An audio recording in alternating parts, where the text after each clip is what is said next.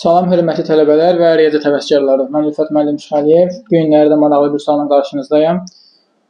Və mən 11-ci siniflərdə bildirmək istəyirəm ki, daha yaxın əyləşsinlər videoya. Çünki loqaritmə ilə bağlı suallar onlar üçün buraxılış imtahanına və yaxud da qəbul imtahanına düşə bilər.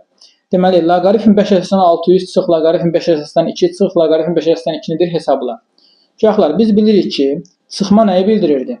Sıxma bölmədir. Bəs toplama nədir? Toplama isə vurmadır. İndi burada yazırıq, loqaritm 5 əsasdan 600 çıx. Bunları mötərizədə yazıram. Loqaritm 5 əsasdan 2 üstəgəl loqaritm 5 əsasdan 2-ni. Bu toplama olduğuna görə növbəti bərabərdən sonra bunlara vurmuşam. Almışam nə loqaritm 5 əsasdan 600 çıx, loqaritm 5 əsasdan 4. Burada çıxma əməli olduğuna görə 600 nə etməliyəm? 4-ə bölməliyəm. Alıram nə? Loqaritm 5 əsasdan 150. Neynəyim indi? Bunu belə də saxlaya bilərik və yaxud da sadələşdirə bilərik. Loqaritm 5 əsasdan 150 nə deməkdir? Loqaritm 5 əsasdan 25 vur 6 deməkdir.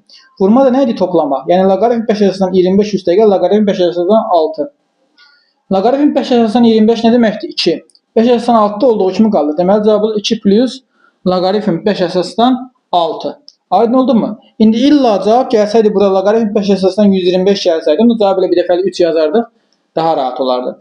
Uşaqlar, video xoşunuza gəldisə bəyənməyi və kanala abunə olmağı unutmayın. Hələlik.